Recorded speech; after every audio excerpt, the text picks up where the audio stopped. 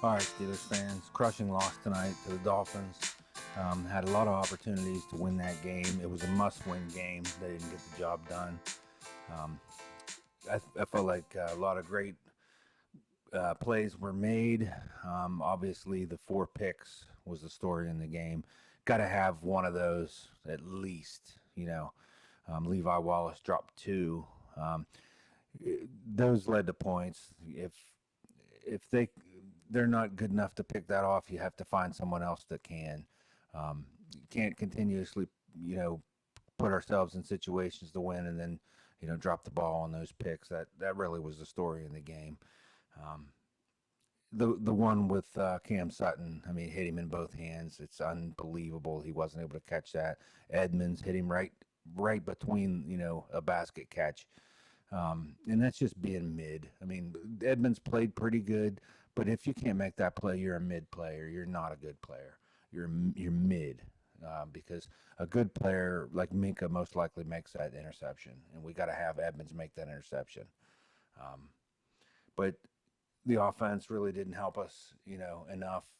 And I just felt like, again, Matt Canada, um, he is the leading candidate for the Defensive Player of the Year this year, with with all of his excellent performances coming against the Steelers offense.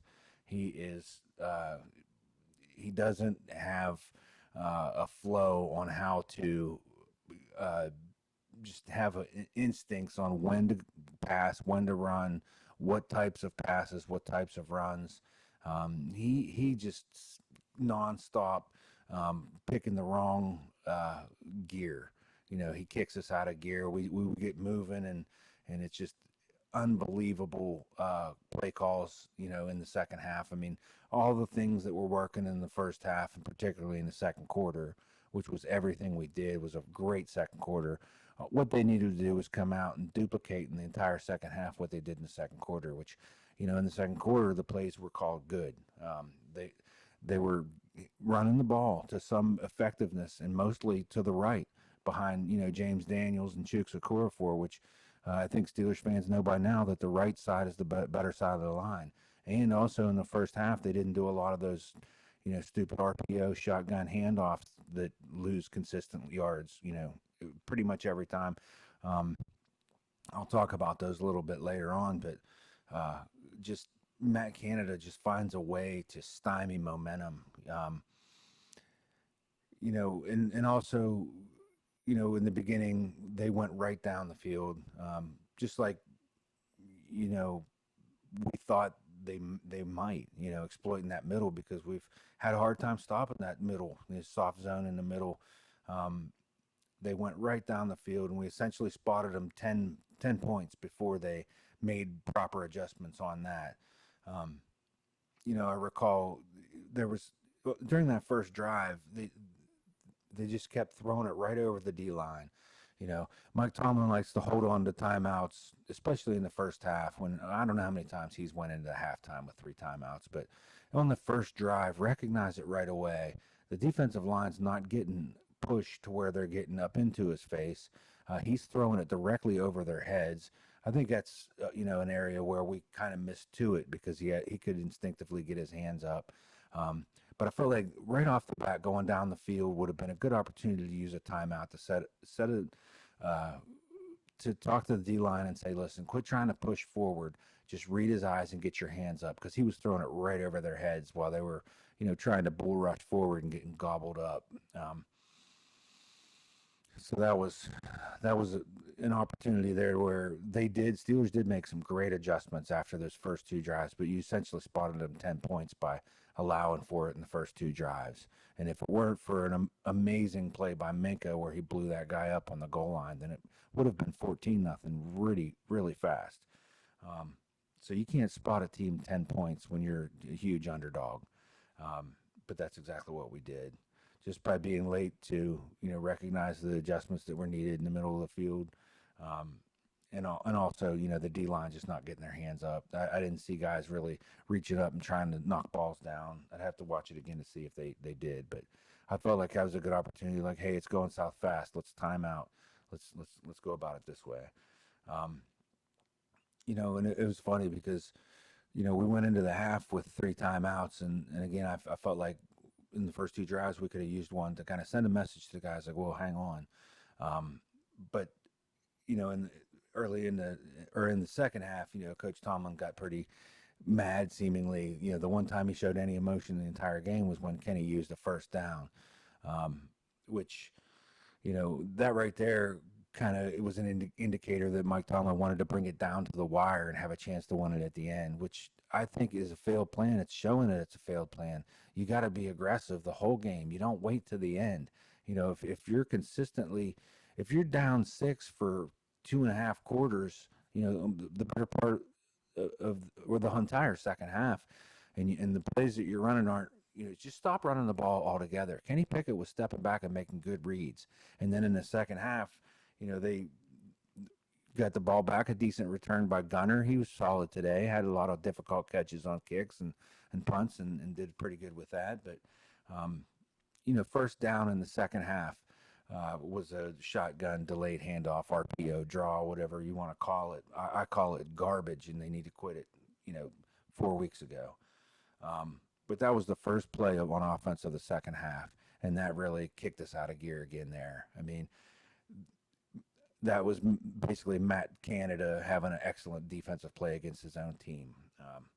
Because you call that play and you put yourself behind the sticks just about every time. Um, I can't stand that play. They didn't run it any in the first half that I saw, and so we had some success running it in the first half because they had Kenny under center.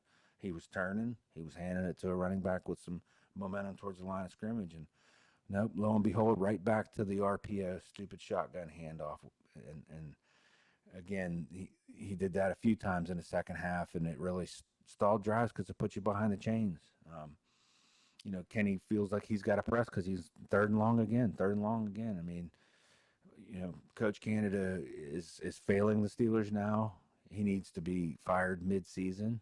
Um, and people say the Steelers don't do that. Well, the Steelers also don't lose so many games, usually. So stick to what you are, and it's a winning team, so you got to make the changes that are necessary. And Matt Canada has to go this week. So and then also I just wonder when the comedian Nick Kroll started coaching the Miami Dolphins. It was surprising to me that he had such a great offensive game plan in the beginning of the game, but dude looks just like Nick Kroll. Shout out to Nick Kroll, he's real funny. But then it was also said that Jaylen Warren was going to be the third down back, and Najee was in there on most of the third downs in the second half, and when we were down and we weren't moving, we should have abandoned the run early in the, midway through the third quarter. They should have just quit running altogether because they were running out of time. But they stuck with it and had Najee in there on third downs and things like that. And not only was he in there on third downs, he was running routes. If you're going to have him in there on third down and they got a blitz or whatever, keep him in for max protect and block. And if that's the case, then you put Warren in because he's a better blocker. They had a fourth down stop, and the defense played really great today. I don't want to talk about them not getting pass deflections in that first drive without calling out the adjustments that were made. They played great, minus the 4 picks that were dropped. Most of them were right in their hands. I mean, it should have been routine picks, but they had a very nice fourth down stop. Nick Kroll got a little bit too big for his britches there and tried to go for it on fourth down and got stuffed. And really, what I've been saying all year round is, that's a change in momentum. First play of that next drive should have been a bomb to Pickens. You got to be aggressive. You're down. Um, you got to go to the, young boy, NFL young boy on that. You got to give him an opportunity because every time the ball's thrown to him, good things happen. And also, Kenny was playing good today. He had picks, but the last one was a rookie mistake. But for the most part, he was slinging the ball very nicely until in the second half they started rolling him out again. So on the fourth down stop, I mean, that was a really good chance to gain momentum and went down and had absolutely nothing, punted away. 2 throws to Najee Harris for 2 yards, a rollout to Muth. And then On the next drive, they had another stop, I believe, and again, poor play calling coming off that. You uh, two throws to Najee Harris for about 2 yards, and a couple minutes off the clock, and at least a good minute gone, never to return. And again, you're losing. You're behind. You don't have much time. You want to score as early as possible, as much as possible. Don't wait till the end to try to score. Um, but then the penalty downfield on another RPO, and then the push off with Deontay Johnson, which was should have been obvious. He should have known that he was going to get called for that. It was blatant. Um, but the thing that was frustrating was it was such a very good second quarter. Good play calls, good execution, good play calls. Um, but they didn't duplicate any of those play calls. It would appear to me that they abandoned everything they did in the second quarter and reverted to everything that lost them four in a row, now five in a row, in the second half. If you have something that's working, call it repeatedly throughout the game. I recall Miami down the stretch was running the ball directly at Malik Reed, which was largely invisible for another game, where it's plain to me that we got the wrong guy backing up T.J. Watt. He's invisible. They ran at him the same play twice and picked up almost 20 yards and first down, and ran another minute off the clock. I mean, they saw a play that they ran twice in a row, and we didn't. We were running totally different plays than we ran in the first half and the second half. And again, that's an indictment on Canada, and that's the reason he has to go this week. Um, and then let's see here, another first down run. I mean, too predictable on first down. Coming out and running the ball on first down just about every drive is putting us behind the chains. And again, run the ball, but not until after you score and take the lead. They should have stopped calling run plays at the end of the third going into the fourth quarter because time was going fast. They needed to abandon the run earlier. And no, they stuck with it way down into there was a few minutes left.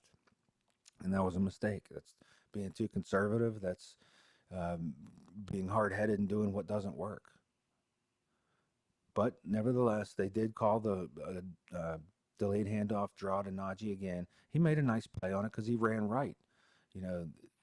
Running right was working a little bit for us, especially when Kenny in the first half was under center, handed it to Najee with some speed, and some momentum and forward steam towards the line. But they're down 3rd and 1, a good run, and then somehow on the second play, I think it might have been a shovel pass or it might have been a different drive, but on 3rd and 1, Najee runs right out of run blitz. They run to the left when they had a heavy set to the right. And all Steelers fans know by this point that the right side of the line is much better than the left side of the line. Dan Moore's not a road grader.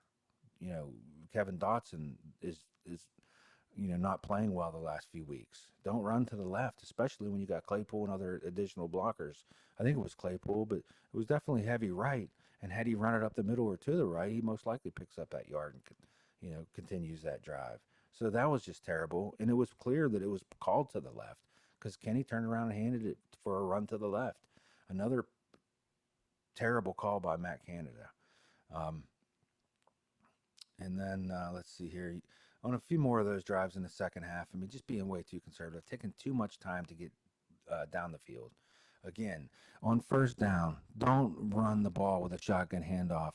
Find a way with Max Protect and Jalen Warren blocking, not Najee Harris, Jalen Warren, and give Kenny just that extra half a second to go deep to Pickens. They threw the ball in the end zone one time, I think, this game, and it was a touchdown to Pickens. At the end of the game when they were running out of time and they had a minute 40 or whatever, at some point they got a first down. At that play, I think it was the one where it was an unbelievable dime from Kenny Pickens where he anticipated Muth on a must-have fourth down. It was an unbelievable throw.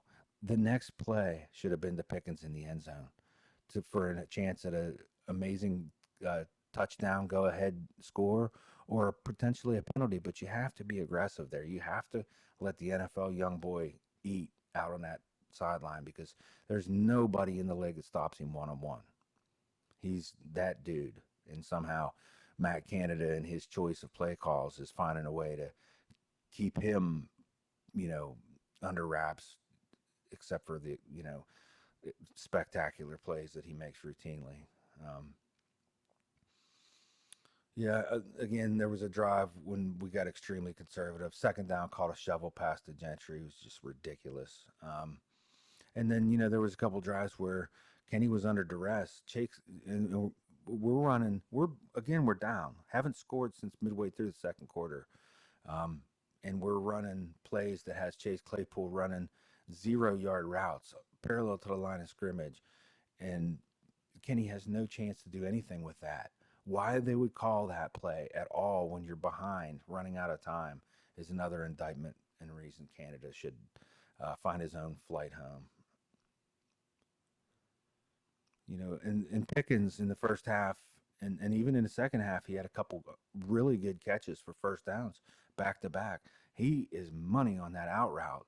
Instead, Matt Canada had Kenny Pickett catching the ball in shotgun and running to the right and throwing it 1 yard to a tight end for zero chance of getting anything more than maybe 3 to 5 yards. Just egregious, misuse of NFL young boy and Kenny Pickett. You got to go deep. You got to be aggressive. You got to take shots.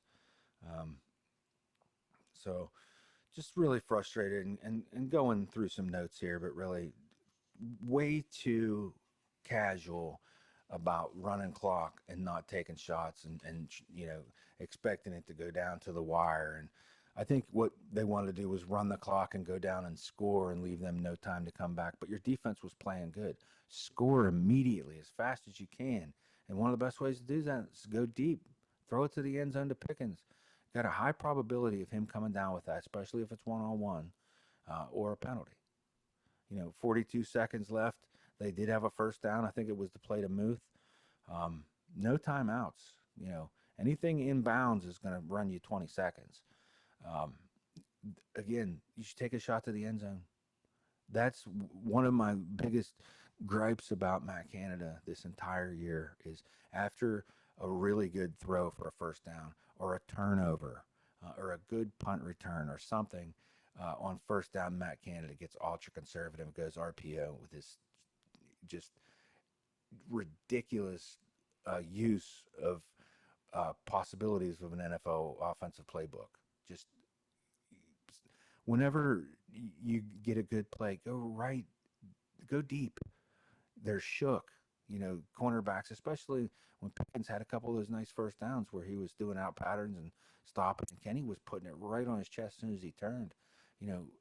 Call max protect, do a double move, go to the end zone. Can't stand it anymore. The losing, I can't get used to it because the thing about it is they're in every game. It's because they got good players. There really is good players, but you're misusing them. It's an egregious misuse of talent.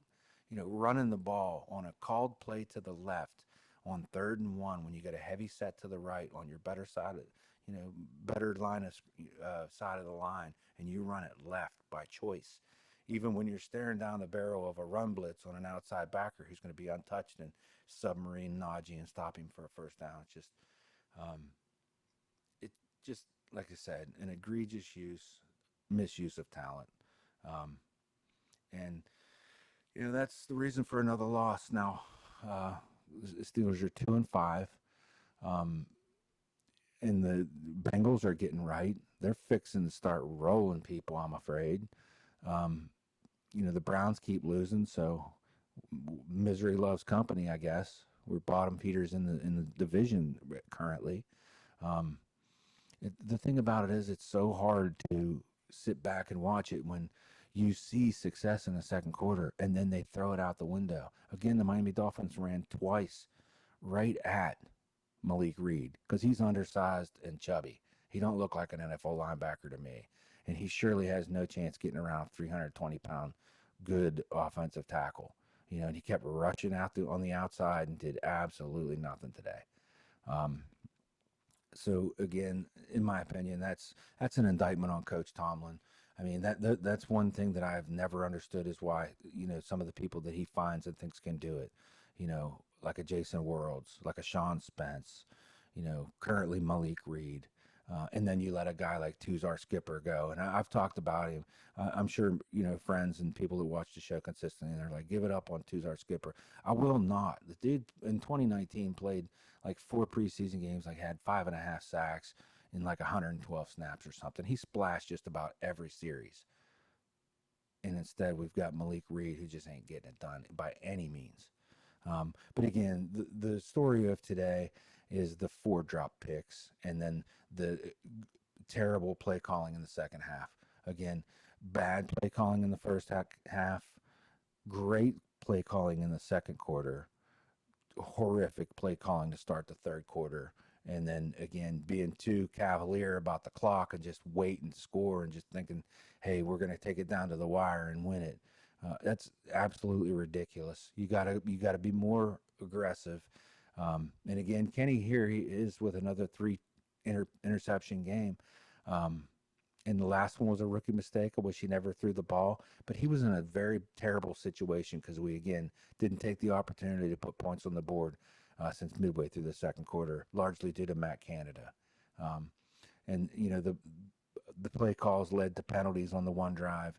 It's just I blame 90% of the offensive woes on Matt Canada. Kenny had a terrible throw in the last play of the game, but I'm still really happy he's our quarterback, and I can't wait to see what he can become if we can ever find the courage of our convictions to fire Matt Canada this week and get somebody in there who will run a normal offense. Let Kenny throw normal balls. So I'm just going to wrap up this long version of the Cold Mill Drive segment with giving you my top, favorite plays of the first half, which had me so excited during halftime. Um, and one of them was the unbelievable, spectacular catch by George Pickens, who routinely gives us, the question is, hey, is that as good as the one earlier this year, or was that his best one yet, or how great was that catch? I mean, the catch was phenomenal. He is that young boy. I mean, the fact that he got a couple first downs in the second half, but really didn't get targeted much in the second half is just, again, terrible. You gotta throw it to him. But that was my favorite play of the first half, is that unbelievable catch by him. My second favorite play was Kenny Pickett scrambling up the middle and picking up a nice big gainer, and then real swaggy, like carrying the ball behind his back. And I'm thinking, man, it's on, because at that point the offense was rolling. Good play calls, good execution. Um, Great play by Kenny, the kind of play that would usually spark. And again, that's another play. As soon as he runs down there, it's first down. You're in the red zone, I believe. Go right to the end zone. Go right to the end zone there. I'd have to go back and see what they called, but I'm sure it was garbage. Probably a run play that got stuffed on first down, put us behind the chains. Just the same old ridiculous BS. But that was my second favorite play. It was a good play by Kenny. Um, believe it or not, even though Minka had a great hit, and I'll talk about it in a second, but my third favorite play was a simple out pattern by our tight end, Pat Fryermuth, for a first down. It's like 3rd and 2. He runs a 4-yard pattern and gets, Kenny throws a nice on time, very accurate pass for an out pattern, and it's a first down. Use your tight end on 3rd down. We don't do it near enough. So that's one of the best options any offense could have, is throw it to the tight end on 3rd down, 3rd and short, and have them run short patterns. Don't throw it deep or have them running long patterns on 3rd and 2. All you want is 4 yards on 3rd and 2. Heath Miller was money with that for so long, where even towards the end, he went down like a sack of potatoes with not much yak. He was absolutely money, and why he's one of my favorite Steelers ever to this day. It's because he would go get that first down. Ben would throw it right in his gut, and he would catch it and fall right down for a first down, keep the chains moving. That Fryermuth play was reminiscent of that. And again, on 3rd down later in the game, they just quit calling it to the tight end. And my fourth favorite play of the first half was when Minka absolutely obliterated that receiver on the goal line and saved 4 points for us. But again, that was the field goal after the first drive, which was us essentially spotting them 3 points because they went right down the field, gouging us down the middle. with when we were too tardy to make adjustments. Um, but that's the story of the game. There was my favorite plays of the first half, and again they put Kenny in a bad situation. He made a terrible throw at the end, but I'm still really glad the way he played. And again, it's time for Matt Canada to go. They have to fire him this week because there's nowhere to go but up from here, and you'll go nowhere with him not being able to figure it out, not being able to call the right play at the right time. Thanks for listening, Steelers fans. We'll try to bring you more content later this week, and good luck with your work week.